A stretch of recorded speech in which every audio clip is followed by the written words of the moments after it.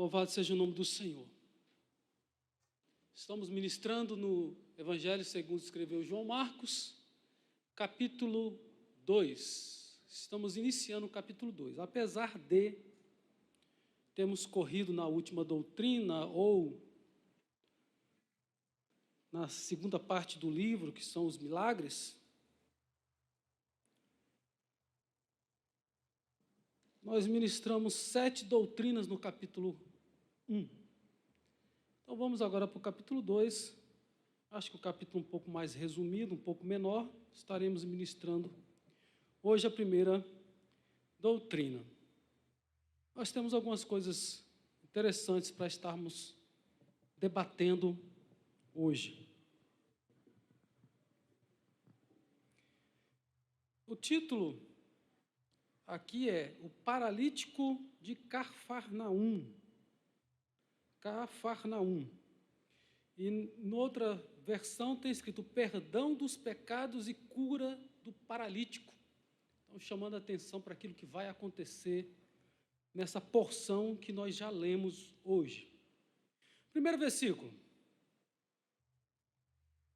Dias depois, entrou Jesus de novo em Cafarnaum, e logo correu que ele estava em casa. Primeiro, se a gente for observar, Jesus tem um momento aí no capítulo 1, que ele diz no versículo 38, vamos às aldeias vizinhas, para que eu ali também pregue, porque para isto vim. E pregava na sinagoga deles, por toda a Galileia, e expulsava os demônios. Então, Jesus estava fora de Cafarnaum, fazendo a obra, ministrando a palavra, ensinando a palavra. E agora, ele está de volta. E o que chama a atenção é esta expressão no final. E ele estava em casa. Esse em casa, em primeiro momento, eu tenho que fazer a conjecturação, conjecturar que Jesus tinha uma casa. Amém? Existe um versículo que diz que o Filho do Homem não tem nem aonde repousar a cabeça, mas este versículo foi usado num outro contexto. Aqui, Jesus faz moradia em Cafarnaum. Jesus sai de Nazaré, depois que ele é batizado nas águas, e Lucas diz que ele foi praticamente expulso da sinagoga em Nazaré. Então, ele vai para Cafarnaum. E durante esse momento que ele está lá, ele faz residência. Então, em primeiro lugar, primeiro ponto, devemos levar em consideração que esta é a casa onde a sua mãe morava, onde os seus irmãos moravam, era a casa onde a família de Jesus, suas irmãs e seus irmãos moravam. Amém? É algo para a gente também pensar, porque a gente sempre, por causa do outro texto que citei, a gente sempre imaginou que Jesus não tinha casa. Mas Jesus é trabalhador. Jesus, ele é carpinteiro. Ele é conhecido como carpinteiro, porque ele exerceu a função do seu pai, que era carpinteiro. Ele aprendeu o ofício. Então, ele tinha uma profissão, trabalhava, os seus irmãos também trabalhavam, possivelmente com ele aí. Quando ele faz 30 anos, que ele inicia o seu ministério, possivelmente ele deixa de lado essa função de carpinteiro, para ser agora aquele que vai ministrar a palavra, aquele que recebeu o chamado, aquele que vai exercer a autoridade como filho do homem, como filho de Deus, como o Deus encarnado, como aquele que veio, Emanuel, o Deus conosco para estar em nosso meio. Então, outra coisa que a gente pode pensar é que essa casa é a casa de Pedro. Só que se Marcos tivesse a intenção de dizer que esta casa é a casa de Pedro, porque esta é uma das tradições, talvez mais conhecida, é que a casa aí que se refere é a casa de Pedro. Mas os irmãos lembram que no capítulo 1, a sogra de Pedro está doente e ele vai na casa de Pedro para curá-la? Então, lá está explícito que a casa era de Pedro. E por que aqui diz que a casa é de Jesus? Então, logo ocorreu que ele estava em casa. O que mais que a gente pode dizer? Uma terceira via, a gente poderia dizer, é que esta casa poderia ser de alguns dos seus seguidores, de alguns dos seus discípulos, que foi ofertada para a morada de Jesus, tanto que Jesus se sentia em casa. Esse é o fato. Jesus estava em casa. Então, se você mora de aluguel, está com aluguel em dias, você está na sua casa, onde você está morando. Seu endereço que você vai dar para o cartório, para a justiça, para qualquer pessoa, para os seus parentes, é o endereço que você habita. Não é isso? Então, nós também podemos ter essa terceira via. Mas para mim, é mais correto achar que a casa pertencia a Jesus, a sua casa, a sua família, os seus irmãos estavam ali morando também em Cafarnaum. Quando Jesus está pregando, a algum momento a sua família vai até ele, e tenta tirar Jesus daquele local. E aí Jesus dá aquela frase: eis aqui a minha mãe, eis aqui os meus irmãos. São aqueles que fazem a vontade do Pai, aqueles que estão ouvindo a minha palavra. Amém? Segundo versículo. Muitos afluíam para ali, tanto que nem mesmo junto à porta eles achavam lugar, e anunciava-lhes a palavra. Lembrar que Jesus, como nós lemos lá no versículo 38, ele tinha uma função, um objetivo, que era pregar a palavra. E se a gente for observar o versículo 14, e depois que João foi entregue à prisão, veio Jesus para a Galileia, pregando o evangelho do reino de Deus. E o que ele dizia? O tempo está cumprido, o reino de Deus está próximo, arrependei-vos e crede no evangelho. Então, esta é a mensagem bem resumida que Pedro diz, que é Pedro mesmo, que Pedro diz por meio de João Marcos, e João Marcos registra, as suas mensagens. Então, esse Jesus está ministrando, pregando a palavra, trazendo a mensagem de esperança, de libertação e de uma salvação completa do poder das trevas.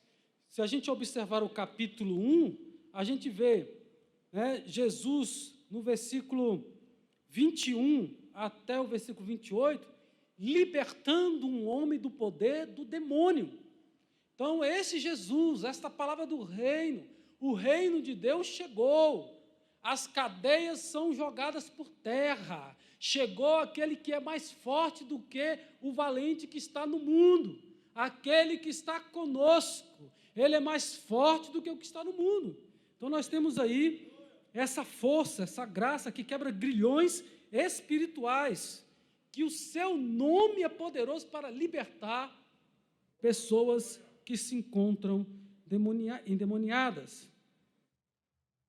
Se a gente for ver no versículo 29 até o 39 do próprio capítulo 1, nós vamos ver ele curar a sogra, e também muitas pessoas vão lá e ele cura todo tipo de enfermidade e também expulsa demônios. Então, esse é o Jesus, este ministério, esta palavra, este poder do Evangelho, que muda o nosso pensamento, que muda a nossa conduta, mas também muda a situação física.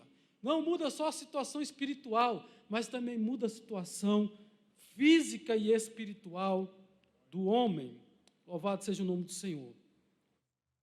Agora as pessoas se amontoam para ouvir Jesus falar. E tem alguns momentos, eles levam vários enfermos, quando lá na casa de Pedro e também em alguns outros locais, os presos, os que estão enfermos, são levados até Jesus. Nós vamos ver aqui que há este caso em particular, no início, nesses versículos que nós lemos, que essa pessoa é apresentada diante de Jesus para ser curada, ali na sua própria residência, né? Mas não tem uma multidão de pessoas, apenas um é apresentado. Então, Jesus está ministrando, Jesus está ensinando, Jesus está falando. É importante eu frisar isso, por causa do conteúdo que nós vamos entrar agora, né? Então, enquanto Jesus está ministrando, enquanto a multidão está chegando, enquanto a multidão está na sua porta, tanto que é impossível esse paralítico chegar na sua casa. Está escrito aí no versículo 3. Alguns foram ter com ele, conduzindo um paralítico, levado por 4 homens.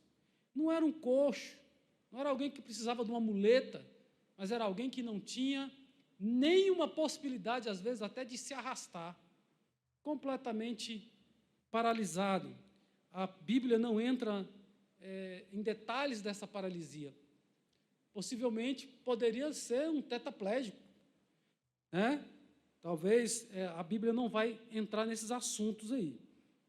Mas o fato é que a situação física deste homem era tão grave que precisava de 4 pessoas para carregá-lo. Possivelmente essa esteira, essa cama dele, poderia ser feita, trançada, e alguma madeira para dar suporte, para que eles pudessem levar essa pessoa, né? Então, 2 pessoas à frente, 2 pessoas atrás, carregando este homem. No versículo 4, diz, e não podendo aproximar-se dele por causa da multidão, agora esses homens não podem entrar pela porta da frente, vão criar uma forma de chegar. Às vezes as casas tinham uma escada até exterior, às vezes poderia ter acessado pela casa vizinha, né? Alguns comentaristas vão entrando nesses assuntos. O fato é que eles subiram ao telhado, içaram aquela cama com o paralítico em cima, descobriram o telhado e desceram. A gente pode imaginar que eles descobriram o telhado de forma que descesse a maca em pé, deitada, né? Com a pessoa deitada. Ou a gente também pode conjecturar que abriram um buraco pequeno de forma que ele desceu com os pés para baixo, todo amarrado nessa maca. Talvez é possível fazer isso. Porém, este homem foi descido bem à frente onde Jesus estava. Quem são esses 4 paralíticos? Esses 4 amigos? Esses 4 são parentes? A Bíblia não relata nada sobre eles. A Bíblia não diz se eles falaram alguma coisa. Não tem em nenhum dos evangelhos relatos do que eles disseram para Jesus. Trouxemos este para que o Senhor possa curá-lo. Não, a Bíblia nem mesmo menciona o que o paralítico disse. O paralítico não pede, Senhor, cura-me, como diz o leproso, se o Senhor quiser, pode me fazer limpo. E Jesus diz, eu quero ser limpo. Não há pedido. O simples fato de ter colocado ele lá, um paralítico à frente de Jesus, já estava ali o seu pedido, que era a restauração física deste homem. Nós temos aí a única coisa que a gente pode dizer com certeza é que tanto o paralítico quanto os 4 que foram levá-lo creram que Jesus era poderoso para restaurar a situação física daquele homem. Versículo 5 diz assim, vendo-lhes a fé, Jesus disse ao paralítico, perdoado, filho, os teus pecados estão perdoados. Ou perdoados estão os teus pecados. Nós vemos aqui, em primeiro momento, Jesus destaca a fé, e está no plural. Então, a fé do paralítico, a fé dos 4 que os levaram. Ele está dizendo, vendo-lhes a fé. Jesus viu fé nos 4 que levaram, que o conduziram, e viu fé naquele homem para receber o milagre. Jesus chama aquele paralítico de filho, já um tom mais carinhoso, já mais um tom familiar. Filho, os teus pecados estão perdoados. A gente poderia fazer um contraste totalmente oposto com aquilo que aconteceu com os discípulos. Este homem esperava ser curado da sua paralisia. E Jesus fala uma frase que talvez não fosse aquilo que ele foi buscar. Ele foi buscar a cura física. Mas antes de trabalhar no físico, Jesus trabalhou no seu espírito, na sua alma. Jesus diz, perdoados estão os teus pecados. Esse é o nosso Jesus. É aquele que trabalha no nosso íntimo. Irmãos, se a gente for estudar e verificar a questão do pecado original, por exemplo, a origem do pecado, ali em Gênesis, do capítulo 1 até o capítulo 11, nós vamos ver ali a origem da terra, da natureza, dos animais, da flora, da fauna, a origem do homem, a origem do pecado, a origem, das nações. Então, são várias coisas ali que Deus vai colocando e apresentando ali no livro de Gênesis. Então, lá tem a origem do pecado. O homem tinha felicidade completa, o homem tinha a imagem, a semelhança de Deus, e o homem perde isso. O homem não ganha discernimento do bem e do mal. Isso não era um presente para o homem, de forma que o homem agora fosse capaz de discernir entre o bem e o mal. Como discernir entre o bem e o mal, se agora o pecado entrou na vida do homem? O pecado deturpa o homem, o pecado transforma o homem naquilo que a gente tem visto aí nas mídias, nas novelas, nos filmes. Um homem amoral, um homem imoral, um homem que não se preocupa com os valores da família. O pecado deturpa o homem, quebra os valores que Deus colocou dentro do homem. Como que agora eu vou discernir aquilo que é bom e aquilo que é mal? Se o próprio profeta Isaías vai dizer que os homens mudaram a justiça. Aquilo que é bom, eles dizem assim, isso é mal. Aquilo que é errado, eles dizem isso aqui que é o certo.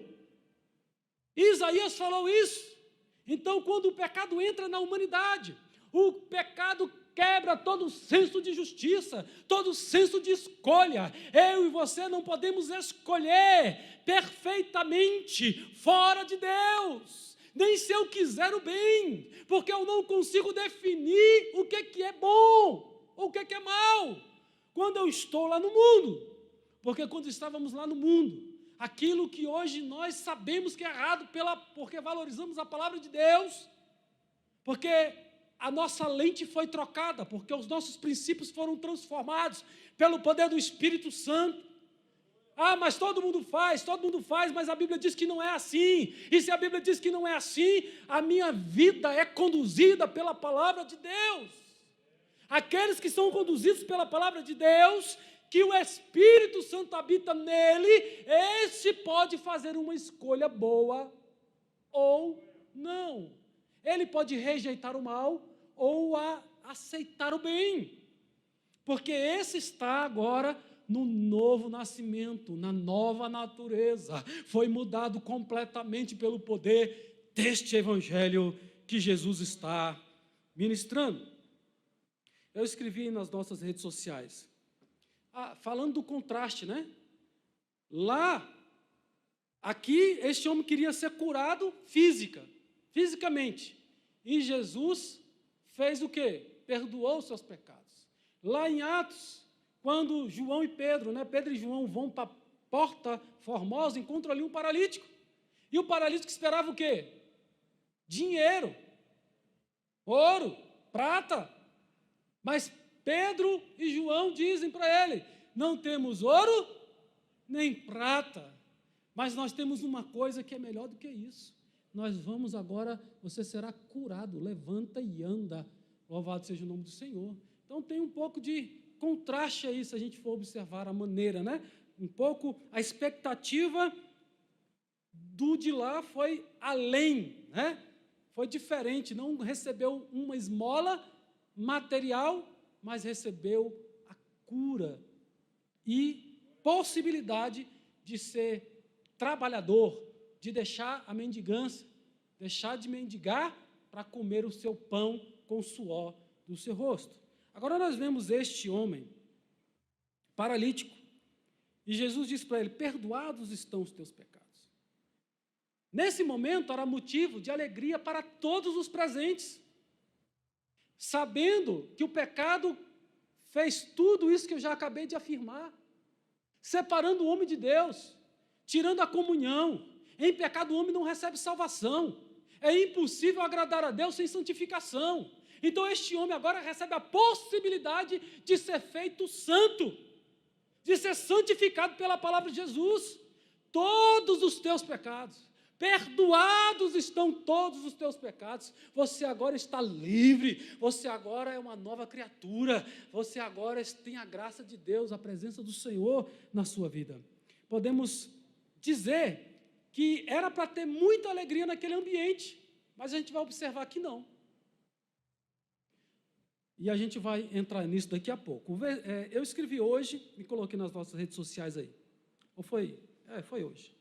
O pecado não pode ser simplesmente reduzido a atos ou pensamentos que a Bíblia nomeia como exemplificativos. O pecado não importa o nome e nem o grau, o tamanho, a intensidade do pecado. Pecado é pecado. E o que é que o pecado faz? O pecado é um estado permanente de desobediência e rebelião contra Deus. O mais relevante na análise do pecado é o seu poder destrutivo e os efeitos que se desenrolam na nossa relação com Deus. Então, o poder do pecado é de destruição. O poder do pecado é para destruir a sua casa, destruir o seu casamento, destruir sua família. Tem homens que pensam que, ao abandonar o lar, estão abandonando uma esposa, que não tem problema, só estou pecando contra uma pessoa. Não, você está quebrando a aliança que você fez com Deus diante do altar, a qual tinha testemunhas presentes, um pastor celebrante, e também tinha as testemunhas ali presentes. O próprio Deus é testemunha. É diante de Deus e dessas testemunhas, quando eu faço casamento, eu falo diante de Deus e dessas testemunhas, eu aponto para o banco das testemunhas. Vocês estão fazendo um compromisso aqui, de ser fiel até a morte, até que a morte os separa. Mas as pessoas, por causa do pecado, estão em rebelião contra Deus. É o primeiro princípio. Eu já falei aqui várias vezes, e já expliquei para os irmãos, quando eu amo a minha esposa, quando eu sou fiel à minha esposa, eu não sou fiel a ela em si, eu sou fiel primeiro a Deus. Se eu for crente verdadeiro, se eu tiver comunhão com o Espírito Santo, primeiro eu sou fiel a Deus e depois às pessoas. Então, os nossos relacionamentos são corrigidos a partir do momento que eu tenho correção de atitude com o meu relacionamento com Deus. Deus é primazia na sua vida, no seu ministério? Então, devemos andar, endireitar as nossas veredas pelo poder do Espírito Santo nas nossas vidas. Irmãos, não é a gente ficar com coitadismo. É porque eu sou assim. É porque eu queria tanto ser igual ao pastor, eu queria ser tanto ser igual aquele irmão, aquela irmã, de oração. Coitadismo. Pessoas que vêm dizer que é porque ela é fraca, porque ela nasceu pobre, porque ela nasceu assim ou assado, começam a colocar um monte de desculpa. Isso aí é falta de dar primazia ao Rei dos Reis. Buscai primeiro o reino de Deus e todas as outras coisas vos serão acrescentadas. Mas a gente às vezes não busca esse reino. Como buscar um reino de Deus em primeiro lugar? É fazer dele a primazia, é ele ser Senhor e eu ser o servo, é eu me submeter à sua vontade, me submeter à tua palavra, me enquadrar dentro da palavra do Senhor, mudar de vida, que o poder do Evangelho possa brilhar nos meus membros, que os meus membros possam refletir a glória de Deus, aquilo que eu faço com as mãos, aquilo que eu faço com os pés, aquilo que eu faço com o meu corpo, aquilo que eu faço com a minha mente, com os meus pensamentos, tem que dar glória ao Criador, nosso Deus. Mas as pessoas querem servir de aparência, querem servir só na frente, só são fiéis na frente, as ocultas não são fiéis. O pecado é um estado permanente de desobediência. A rebelião, em primeiro lugar, é contra Deus. Às vezes a gente quer justificar o pecado. Às vezes um parente nosso, ou um amigo nosso, ou alguém que a gente conhece da igreja, largou a mulher, abandonou o seu lar, e a gente fica querendo aqui, mas poxa, ele é obreiro, ele é pastor, ele é aquilo. Meu irmão, minha irmã, o pecado degenera o homem. O pecado tira toda a ética do homem. O pecado tira toda a parte intelectual do homem. O homem para de agir intelectualmente e passa a agir como animal. Ou não? Os excessos, os crimes que acontecem, por quê? Porque o homem age como animal. Isso é resultado do pecado, que deturpa a mente. Tem uma linha teológica que diz que o pecado original não atingiu a mente, que o homem pode fazer escolhas corretas. Irmãos, é impossível o homem fazer uma correção de curso se não for o poder de Deus na sua vida, se não for o Evangelho apresentando para ele a opção e ele optando de estar com Deus. Desejar Deus, amar a Deus, buscar a sua presença, senão a nossa vida será essa vidinha qualquer, em que entra ano, sai, passa ano, entra pastor, sai pastor, e a pessoa continua do mesmo jeito, não cresce, não amadurece, não é transformada. Não importa a quantidade de tempo de crente que você tem, o que importa é quando você nasceu de novo. É ali que inicia o novo nascimento, uma nova vida, a comunhão com Deus, o seu nascimento real, como cidadão celestial. É quando você opta, quando você escolhe ser cheio do Espírito, ao invés de ser cheio de álcool, de vinho, de tudo que traz devassidão.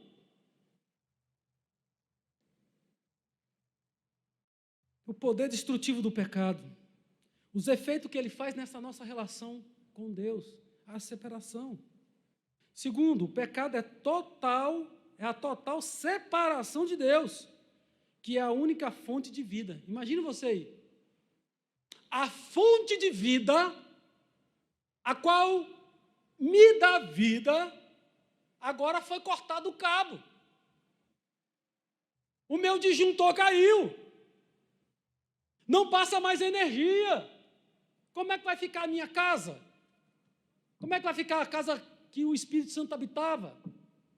A Bíblia diz que quando o Espírito Santo vem, ele limpa, organiza, santifica, ele limpa a casa, deixa a casa toda bonita, ornada, toda enfeitada, porque agora habita Deus dentro dessa pessoa.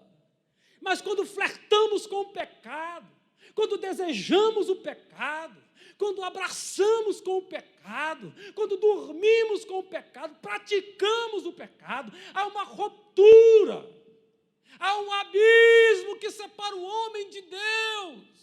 É necessário voltar, é necessário arrependimento.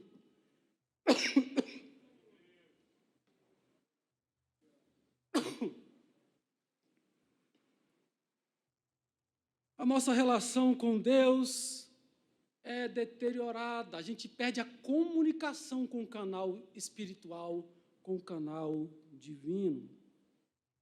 O pecado faz essa grande separação. Se Deus é a fonte da vida e eu estou em rebelião com Ele, contra Ele, estou indo no caminho para longe dEle, por conseguinte, o homem... Obrigado.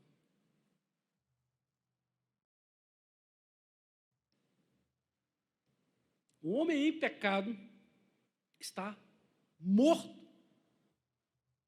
Quando eu estou na prática do pecado, eu estou morto. Eu não vou escutar pai, eu não vou escutar mãe, eu não vou ouvir a mulher, eu não vou ouvir o esposo, eu não vou ouvir nada. Ninguém.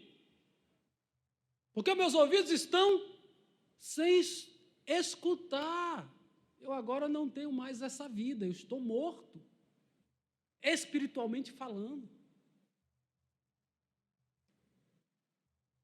Sem a ação de Deus, jamais haverá esperança para a humanidade. Mas Deus fez algo por mim e por você.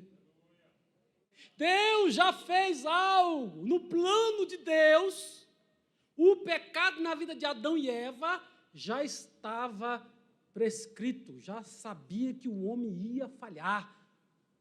Ia chegar um momento que o homem ia falhar, que a mulher ia falhar. O remédio para isso, nós conhecemos que Jesus, o Cordeiro que tira o pecado do mundo, foi morto antes da fundação do mundo. Antes da fundação do mundo. Jesus já tinha morrido na cruz do Calvário, já colocando no seu plano, porque para Deus o presente, o passado e o futuro é a mesma coisa. O homem é temporal, mas Deus é atemporal. Deus não existe apenas no meio dos séculos. Não, Deus existe fora do século, dentro do século, fora desse tempo, cronos, que o homem está sujeito aos seus 70, 80, 90 anos aí. O homem está sujeito a essa vida quando é muito prolongada.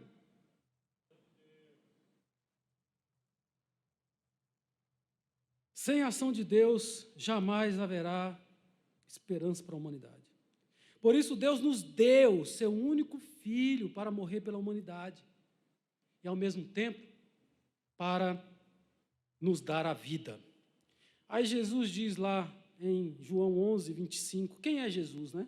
Eu sou a ressurreição e a vida. Aquele que crê em mim, ainda que morra, viverá. Pode ser morte espiritual, pode ser morte carnal.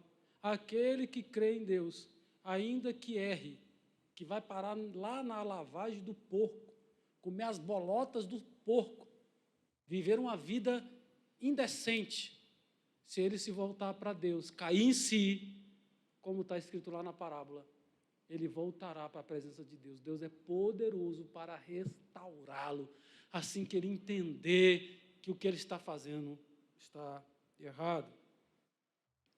Efésios 2, versículo 1, 6 até o 8. 4 versículos, o 1, o 6, o 7 e o 8. Que diz: E vos vivificou, estando vós mortos em ofensas e pecados, e nos ressuscitou juntamente com Ele, e nos fez assentar nos lugares celestiais em Cristo Jesus.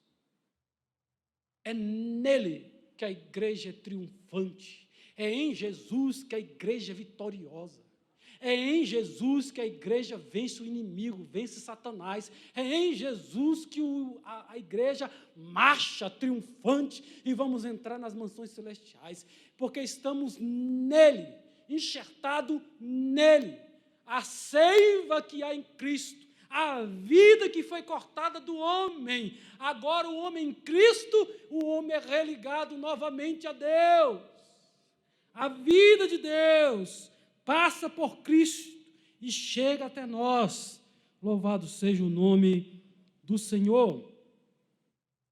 Para mostrar nos séculos vindouros as abundantes riquezas da sua graça, pela sua benignidade para conosco em Cristo Jesus. Deus foi maravilhoso comigo e com você. Deus nos deu a oportunidade de mudar de vida. Deus nos deu a ferramenta para mudar de vida.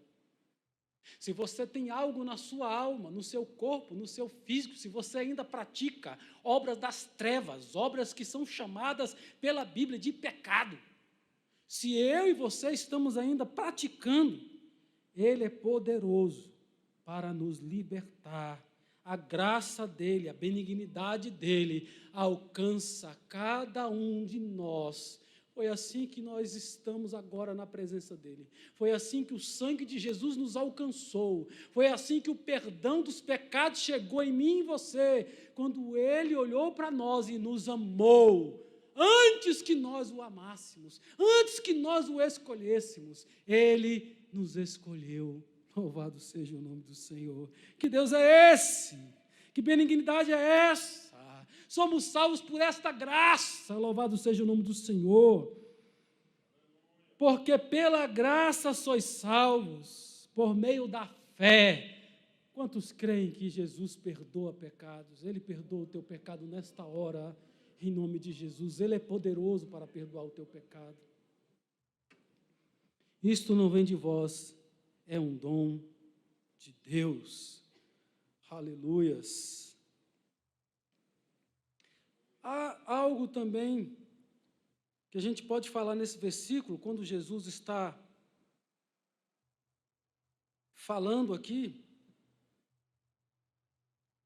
versículo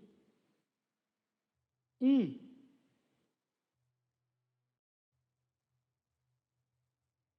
Na verdade, versículo 5. Jesus, vendo-lhe a fé, Jesus faz o quê?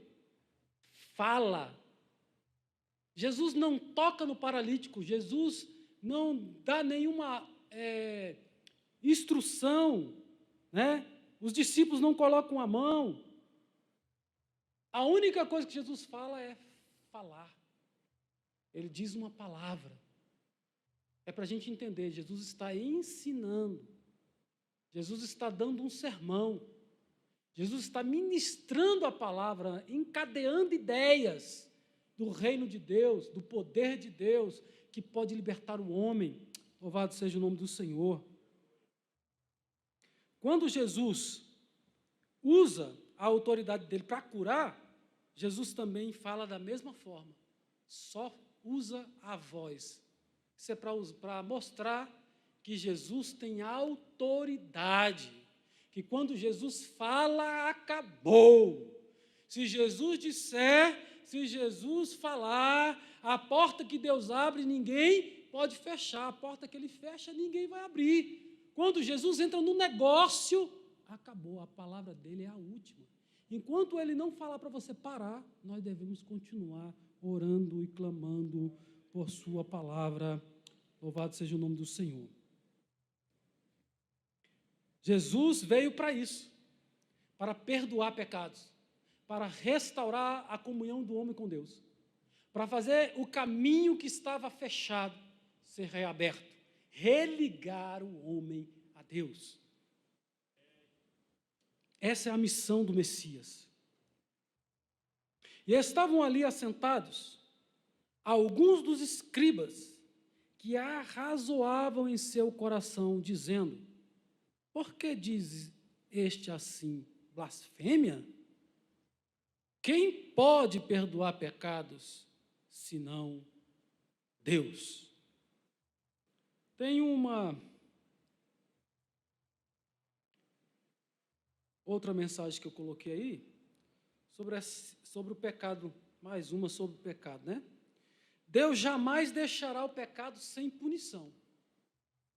Às vezes a gente fica olhando a injustiça dos homens e a gente acha que aquilo ali vai passar impune.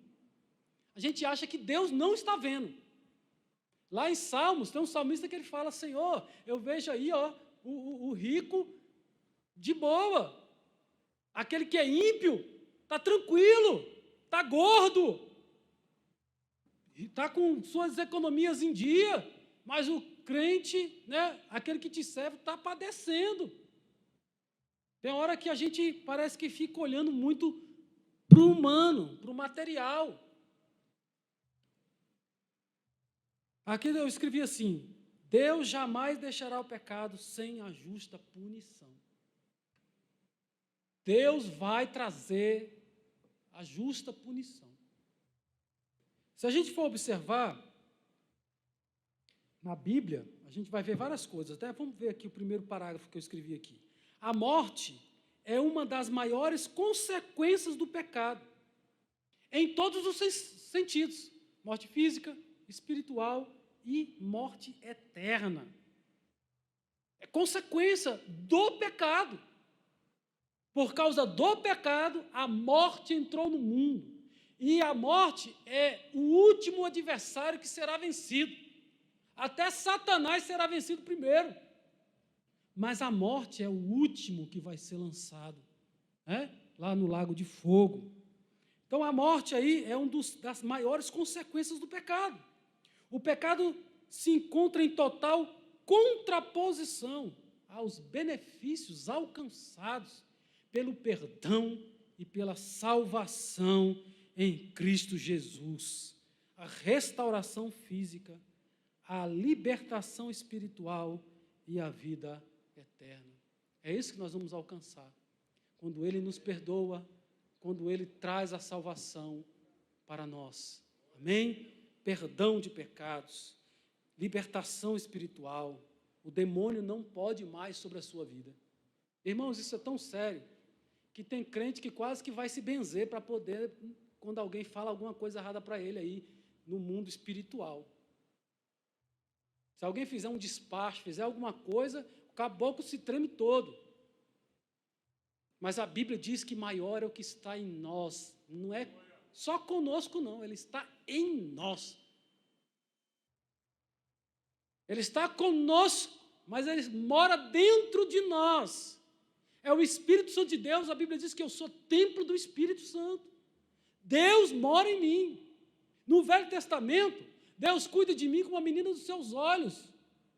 Mas no Novo Testamento, Ele mora em mim, Ele habita em mim. O próprio Deus habita no homem, arrependido, perdoado, lavado, regenerado pelo poder do sangue de Jesus. A degradação provocada pelo pecado é crescente e intensificada conforme o homem, nesse estado de rebeldia, se afasta de Deus.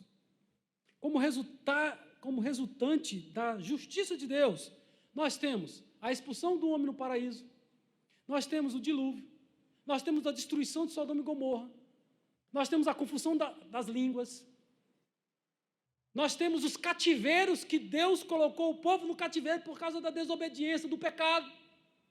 Nós temos a segunda morte, o inferno, para aqueles que continuarem nessa desobediência a Deus. Há uma justa recompensa para todo e qualquer pecado.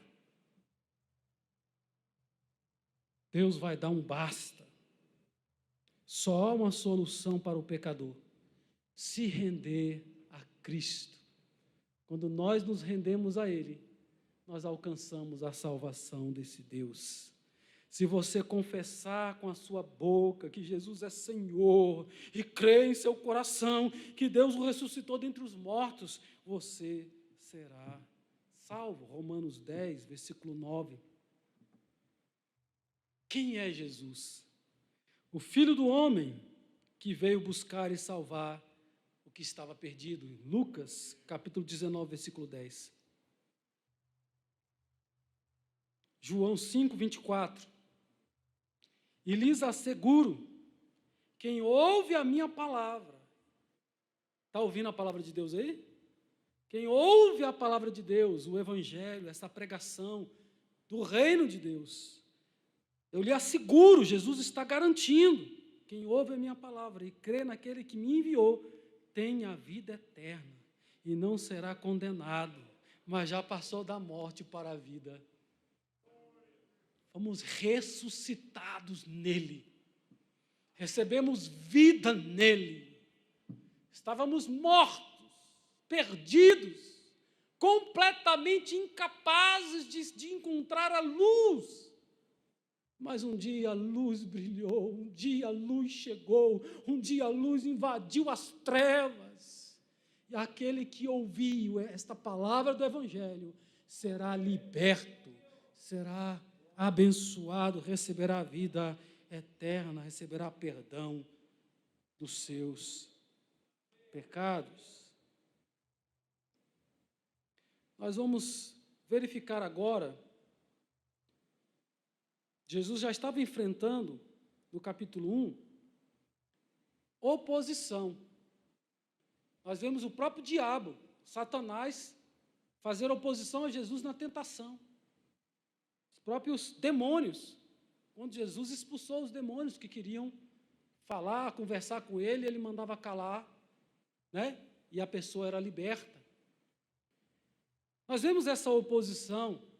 Lucas revela que Jesus foi praticamente expulso de Nazaré. Jesus chega a dizer: nenhum profeta tem honra na sua própria casa. Tem honra fora, quando faz algo para os outros, mas dentro da sua própria casa ele não tem honra. Mas agora nós vamos começar a ver a oposição aumentar. Nós temos aí o questionamento, no versículo 7. Quem pode perdoar pecados senão Deus? Este, assim, blasfêmia, diz blasfêmias, falando que Jesus estava falando blasfêmias. Diante do questionamento interior, no versículo 7, nessa segunda parte, parte B, há no mínimo aqui duas observações que a gente pode considerar. Qual é a primeira? Jesus, por revelação direta do Espírito Santo, ou por um dom de revelação, capturou o pensamento daquelas pessoas presentes. Aqueles que olham para Jesus apenas como Deus, a pessoa diz: Jesus é Deus, por isso que ele sabe o pensamento. Só que Jesus aqui, ele é homem, ele está limitado. O que ele recebe é revelação pelo Espírito Santo. Ah, mas ninguém pode saber o pensamento. Então tá bom. Eliseu ouvia, sabia, contava para o rei de Israel o que o rei da Síria estava pensando lá na cama dele. A hora que ele começasse a pensar, Jesus revelava: o rei da Síria está pensando assim, assim, assim. Ele queria até fazer uma confusão lá, pensando que tinha algum dedo duro no meio do seu povo. E eles falaram: não, é porque lá tem um homem de Deus, que é revelado a ele o que o Senhor pensa na sua recâmara. Se Eliseu tinha capacidade de saber o que a pessoa estava pensando, a léguas de distância, a quilômetros de distância, Jesus não sabia o que a pessoa estava pensando do lado dele ali? Eu acho não, eu tenho certeza. Revelação do Espírito Santo. E Jesus, no batismo com o Espírito Santo, ele foi ungido. No batismo nas águas, ele foi ungido pelo próprio Espírito Santo. O Espírito Santo desce sobre ele, sela ele, marca ele, passa a morar dentro dele, como ele habita hoje em mim e em você. Como promessa, eu estou indo para o Pai, mas o Espírito, o Consolador, o Espírito da verdade, vai ser enviado. Vou enviar ele para estar com vocês. Ele vai consolar vocês. Ele vai fazer vocês lembrar daquilo que eu falei. Então, por revelação direta do Espírito Santo, ali, ouvindo a própria voz do Espírito, ou por um dom de revelação, capturou o pensamento dos presentes. E por isso, por si só, responde o questionamento: como um homem pode conhecer o pensamento do homem? Como? Saber o que você está pensando agora, ou o que eu estou pensando. Só por revelação do Espírito Santo, ou alguém que é Deus. Amém? Segundo, quem pode perdoar pecados, senão um, que é Deus? Eles estão fazendo uma pergunta. Agora Jesus faz um desafio utilizando essa própria pergunta deles. O que é mais fácil dizer? O que vocês estão aí, versículo 8, o que vocês estão aí arrazoando entre si, no seu pensamento? Por que vocês estão arrazoando sobre estas coisas? O que é mais fácil? Dizer ao paralítico, os teus pecados estão perdoados, ou dizer-lhe, levanta e toma o teu leito e anda. Irmãos, essa é uma forma dos rabinos ensinar, através de uma comparação, colocando algo, para fazer uma comparação, algo que às vezes é até impossível, comparando com outra, que é mais natural, mais fácil. E através dessa comparação, eles conseguem chegar a uma verdade. Jesus utilizou essa mesma analogia lá em Lucas 16, versículo 17. Jesus diz, o que é mais fácil? É mais fácil passar o céu e a terra do que cair um tio sequer da lei. É mais fácil deixar de existir céu e terra do que a minha palavra cair por terra, sem se cumprir. Marcos 10, 25, Jesus utiliza dessa mesma forma de ensino. É mais fácil passar um camelo pelo fundo de uma agulha do que entrar um rico no reino de Deus. Nessas duas que apresentei, tanto em Lucas quanto em Mateus, em Marcos, capítulo 10, Jesus mesmo responde o que é mais fácil e o que é mais difícil. Aqui, Jesus deixa os doutores responder. O que é mais fácil? Jesus deixa eles mesmos responder essa pergunta. E Jesus fala, ora, para que saibais que o Filho do Homem tem na terra poder para perdoar pecados. Já virou para o paralítico.